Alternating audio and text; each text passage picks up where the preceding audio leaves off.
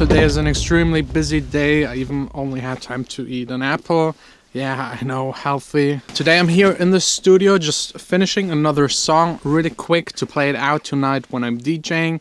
I also have to take care of the promotion of Ricky Z's 2 new tracks. If you yet haven't checked it out, the link is down below in the description. Really good tracks, check them out, support him as an artist. So since today is such a busy day, let me actually take care of all of these tasks and then get right into today's main topic. Since I'm DJing, I thought, why not talk about how actually to DJ, how to read a crowd, all these kind of things. Nothing technical, how to actually mix.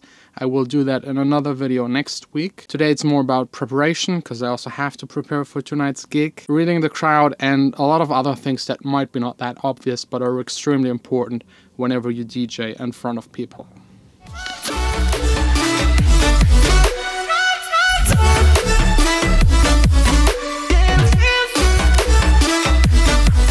All done with making music for today, and I'm really happy that I got so far with a song that I might actually be able to play it out tonight in the club and test it for the first time in front of people. Definitely my favorite part about being a DJ and producer. Don't get me wrong, when you're a good DJ, you don't need to be a producer. And if you're a good producer, you don't need to be a DJ. If you do both, it has, of course, some advantages. And that's actually already my first tip to becoming a better DJ. Just get at least a tiny bit involved in the music making process. The more you know about how music is actually done, the better you will be as a DJ. The more you know about how to count bars, when the next section of a song will start, how drops are made, how to EQ. All these things are really important also to know as a DJ. You don't need to be a full producer. You don't need to be able to make songs, to play songs, but a basic knowledge will definitely help you. And besides of that, producing music is fun, and if you one day get far enough to actually release music, this will also definitely help you and make it easier for you to get gigs. Next up is being organized and know your music by heart. That's my old record collection. I don't DJ with it anymore, unfortunately. I love records, and I think being able to play with them is the highest skill in DJing, and actually the best way to learn it, to really properly learn it. But it's just too heavy. You can't tour with records. It's almost impossible. I also used to play for a long time with CDs. And that's really where you had to organize everything properly. You had to go through these CDs. There was no search function. I had always like 5 to 8 tracks on a CD, the names, the artist, the remix version, and everything I needed to be able to DJ and DJ fast. And please, please don't ask me how long it actually took to make those CDs. Hours, weeks, months. It's crazy how much time I spent making them and making it so organized and nice. When my mom saw that the first time, she was always like, it would be nice if you would actually do all of your homework and your school stuff like that. But yeah, sorry mom, now I'm a DJ and producer, and that's how I spent my time. And speaking of time, you just have to be extremely dedicated, spend as much time as you can learning your songs, searching for new good music, analyzing the market, what's trending, what's not, what to play, what not, discovering old songs. Make sure to have at least an hour a day to train. If you're a hip-hop DJ, a lot of scratching. If you're a house DJ, it's more about beat matching and getting nice transitions with the effects. Nailing those technical things is so important, not only to not hit the wrong button and make the music stop and everyone is looking at you awkward, or getting the record synced perfectly. If you mess up those things, it's not such a big problem. Just smile, say sorry, and continue with the next song. For me, it's so important to actually not look down onto my equipment the entire time. If you don't connect to the crowd, it's just awkward. You have to look into the crowd. You have to have eye contact with the people dancing in front of you. Especially the bigger you are as a DJ, more people will actually face towards you. Especially in the first couple of rows, you have to interact with those people. Those are your fans. Those are the people that love what you play. So give them a little back just by looking at them, having eye contact with them. If you spot a nice girl dancing and looking at you, just look back, smile. It doesn't hurt nobody. Don't tell Vanessa. And maybe if you're a singer, you might even end up getting a number. Doesn't hurt. And this then automatically leads to you having the time to actually read the crowd, look into the crowd. How old are they? What are they wearing? What type of people are they? where are you playing, what's the club that you're playing in. Those things you can also actually check in advance, who else is playing that night, what is the booking looking like on other nights, so you know exactly what the people will expect. Is it a techno club? Is it a deep house club? Is it more for progressive music, electronic music in general, chart music, hip-hop music, whatever you have just to adapt to it, as long as you're not one of the top DJs like David Guetta, Martin Garrix, because those people, they actually don't DJ anymore. They're playing shows, concerts in front of people that all come just to see them. So it's more about them playing their own songs, playing songs by friends, playing edits of famous songs. It's a whole nother different thing that I can't really tell you a whole lot about it, because I'm not playing these kind of shows. But believe me, if you're at that level, it's more about having your set prepared in advance. I'd say 90% of the headliners of Tomorrowland or any other big festival that just have like half an hour to play songs, they know exactly every single song they will play that day or evening. When I realize I run away from the things I do. Hey guys, today I have a special guest. Welcome, John Sine. Small vlog takeover. No, not today. My biggest fan is here. Yeah, actually, speaking of fans, fans are important, like building up a fan base. Because let's be honest, if you have a fan base and people actually showing up whenever you DJ, it's more likely that you will DJ again at that club and at bigger clubs and make more money. Because at the end, the club owners, they care about more people showing up, more people, more drinks that they sell, more entrance fee they can take. The more money they make, the more money you will make. And building up a fan base is actually extremely easy. Just start with your friends, tell them that you're DJing, post it on your socials, ask them to come by and hang out with you. You usually get a little bit of guest list, like 5 spots, maybe 10 spots. Are you coming tonight? No, I have to work the whole weekend actually. Really? Yes. Yeah, okay, that's not how you do it. But no, honestly, just ask your friends. They will come, they will bring their friends, and if it's a good night, they will also bring their friends of the friends of the friends.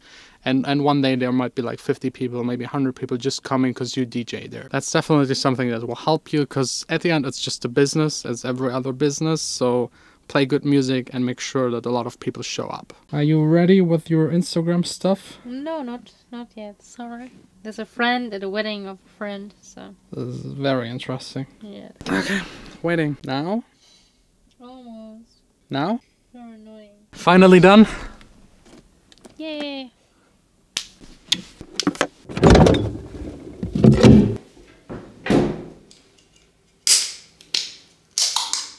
So yeah, preparation for a night like this, usually not, but today I have to. Some Red Bull, I absolutely hate that kind of stuff. But I slept 4 hours, worked for 12 hours, and I have at least 8 hours ahead of me DJing, so a little bit of energy is definitely needed. The things I always do is, of course, eating. Usually when I DJ outside of my hometown, it's eating with the club promoter, the owner, the other DJs. But since it's here, a local gig, I had dinner with my parents and Vanessa, just to have something in your stomach, because DJing usually involves a lot of drinking. At least for me, I know it's not good, but I don't know.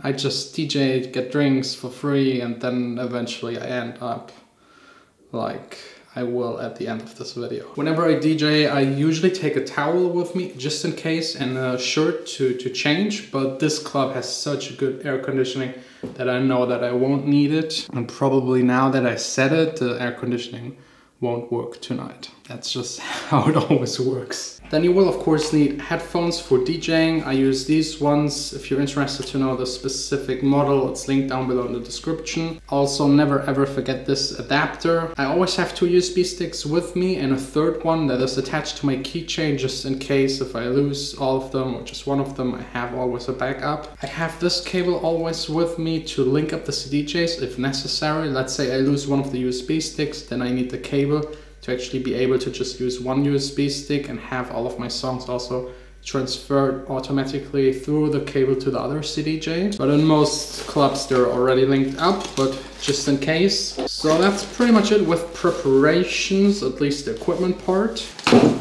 I have all of my music always in iTunes since the very beginning I started DJing. I then sync it up with Recordbox, that's a software by Pioneer, to transfer it to the USB stick and analyze it. And I always make 3 lists for every time that I'm DJing, one for the very beginning, one for the middle part and the end, depending on how long I actually play. If I just play the middle part, then I just do one playlist with like 30 songs each, just in case as a fail-safe. If I, for whatever reason, don't know what to play next, I have this playlist that I do in advance. It also gives me a feeling of security, but at the end I usually don't really use those playlists. I just play the songs that I have in mind. So one track is playing, and then I already constantly think about what I could play next. Okay guys, let's go. Also, never ever forget your invoice, no money. And even way more important, never ever be late. If I run, I might make it. That was so close.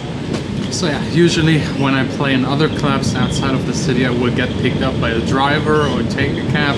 But it's a local gig, and taking the tram, subway, is by far the fastest to get there if you don't miss it. Made it to the city center. It's pretty empty, but it's the first weekend right after New Year's Eve, so pretty chilled. Everyone's still hungover.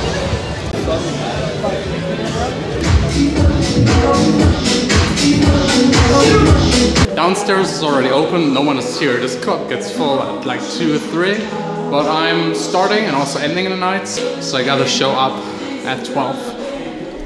Hi.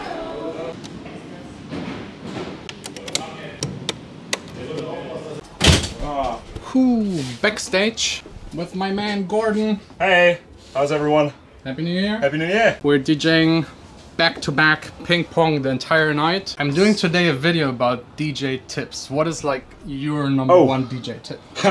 My number one DJ tip. Don't get too wasted, actually. Sorry. I know you can relate to that. I knew you were gonna say that, because last time I had to go 2 hours earlier because I was just like, yeah. Not the fanciest backstage, if you can even call it a backstage. It's more like a wall isolation thing behind the DJ booth. Let's actually play some music. Yes, love to. Or you're still trying to find trying a to space figure out, for yeah, it. absolutely. Maybe put it underneath the DJ booth.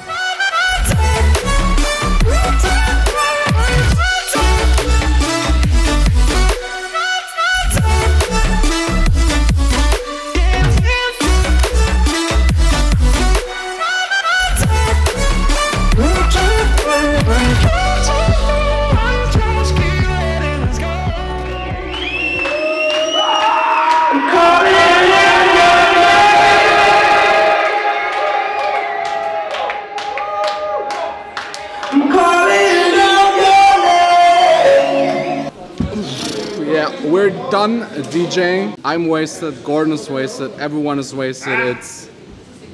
You're drunk. It's 6:45, earlier than usually, but it's the first Friday in the new year, so it wasn't as full and as crowded as usually. It's still good, really good. Now let's see if we can get something to eat.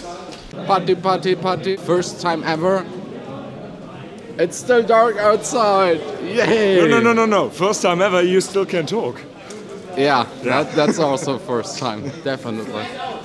Yeah, we're so late. Even Burger King is close too. It looks closed. Habt ihr noch Burger? Ja, Cheese und Cheeseburger. Okay. Das ist ja wie Geburtstag. We were the last persons at Burger King. We got a lot of free stuff. Gordon got some cheeseburger. I don't eat cheese and meat, so I just got a Coke. Yay. Okay, I think I'm dying. Okay, I think that's it with the vlog.